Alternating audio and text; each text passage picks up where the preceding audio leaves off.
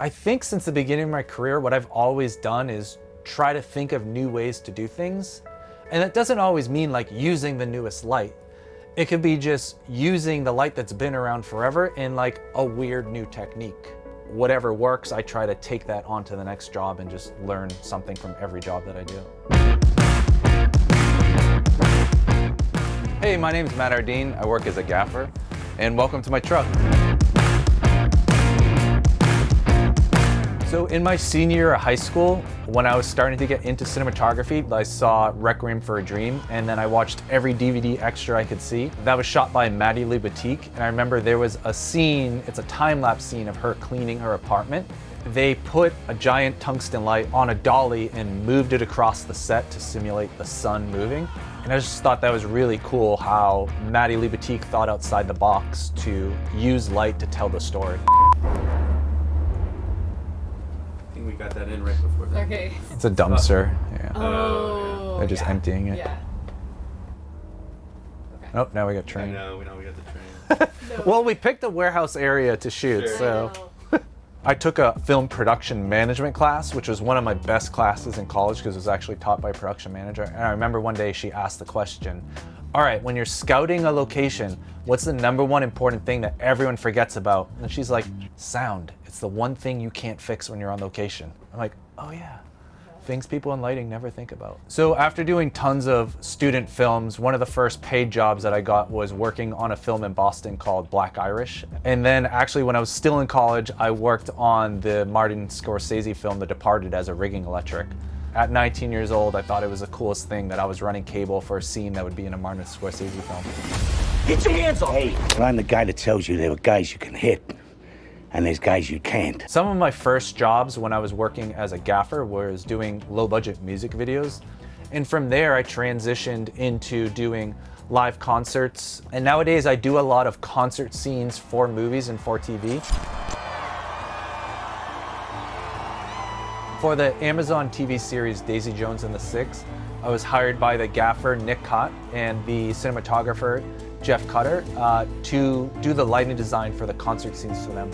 And it was super fun because the concert scenes are supposed to take place in 1969. So we shot them in New Orleans, and it was one of those cases where we prepped everything perfectly. Production was on top of their stuff, but just everything that could go wrong in the load-in went wrong. One of those being that a mini tornado came by and ripped the roof off of the stadium set, which meant that we had to bring the whole grid down, take off all the lights, wait a couple days, and start completely over. So the stadium set for Daisy Jones and the Six, we actually built that set 2 different times.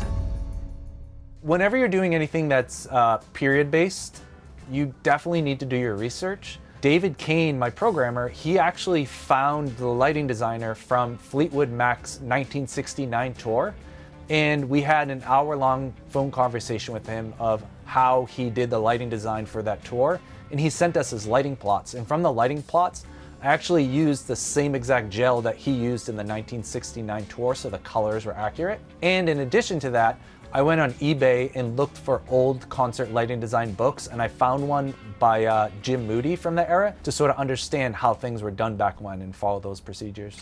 Would you shut your mouth when you chew? My latest film that has come out is the movie Wolves with Brad Pitt and George Clooney. The first 30 minutes of the movie takes place in a hotel. It was actually a set built in a stage here in Los Angeles. And there's just a ton of practicals in there like you would have in any hotel room. Being able to pick out what practicals that we're using and that every single practical is in the control of the lighting console is super important. Because as soon as you have one light that's not able to dim or change colors, that becomes like your exposure in a way, and you have to set your exposure to that light. Whereas if every light can dim and change color, then you can pick your exposure based on other factors that are probably more important.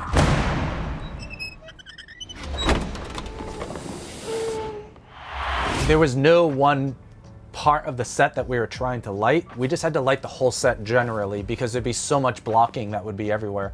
So it was working with art department to try to place practicals. So for the overall ambience, we had soffits in the ceiling that we put color forces in so that we can really pump up the intensity of certain areas.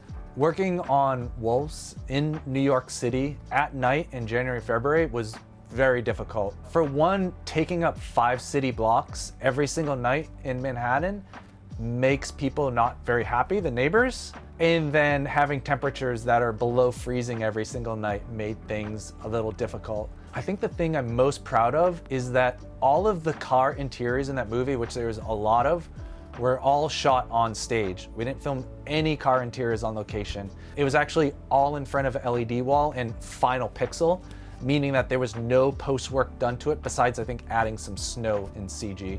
Larkin realized when we were shooting in Manhattan just like how chaotic the lighting is when you're driving down the street. So Larkin really wanted lights to physically move across the set so we could see that the shadows were changing their angle.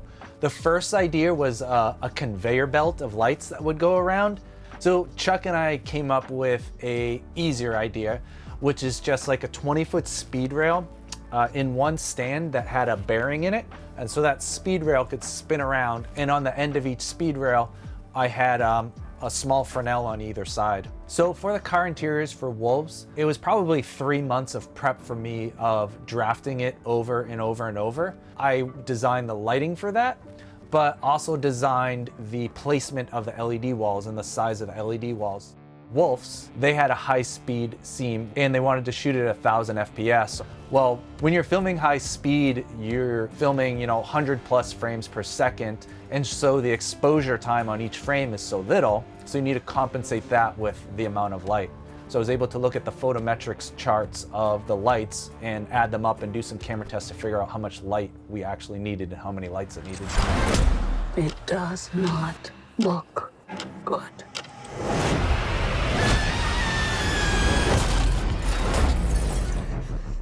If you think the movie was confusing, the script was like incredibly confusing to read. That movie took at least 10 times to read to somewhat understand what the heck we had to film. So when I start any movie, I try to read the script the first time through, just not making any notes or anything. Second time through, I'll make like character and location notes, a list of locations, list of all the characters to sort of help myself understand the script better. And then like the third time through, I'll start like generating lighting ideas. That way when I meet with the DP for the first time, I have some ideas to bring to the table to them. Being that the movie was on the lower budget end, I didn't get as much prep time as I wish I could have had. Most of the movie we were able to shoot in one location, just various rooms. 30 days was in an office building in Simi Valley. And then we did 1 week in the laundromat, which is in San Fernando. And then we had one last week, which was a different location every day, mostly in the downtown LA area, which was super challenging to try to load in, shoot all day, and load out at the end of every day and accomplish the schedule that we needed and the various lighting effects that had to happen. Across the multiverse, I've seen thousands of Evelyns. You can access all of their memories, their emotions. So in the beginning of the movie, Larkin Seipel gave me a list of the universes and some of the looks that he was going for in each.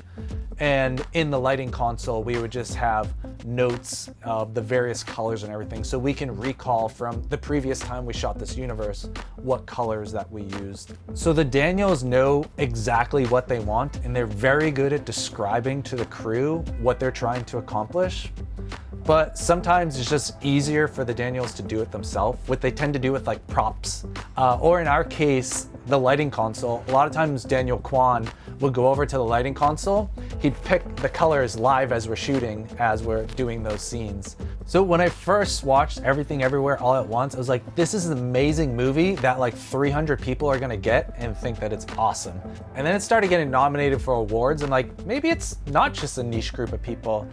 And then it started winning a bunch of awards. I'm like, oh my God, more than 300 people like get this movie and think that it's awesome. And then when it won the Oscar for Best Picture, it was just incomprehensible that a movie that we made that's so weird would win Best Picture.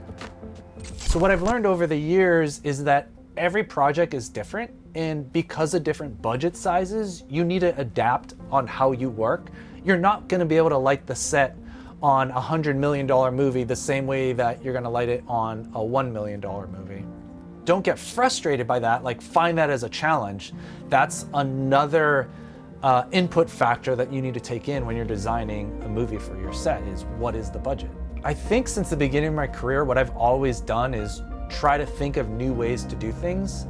And now that it's been 10 plus years that I work solely as a gaffer and lighting designer, whatever works, I try to take that on to the next job and just learn something from every job that I do.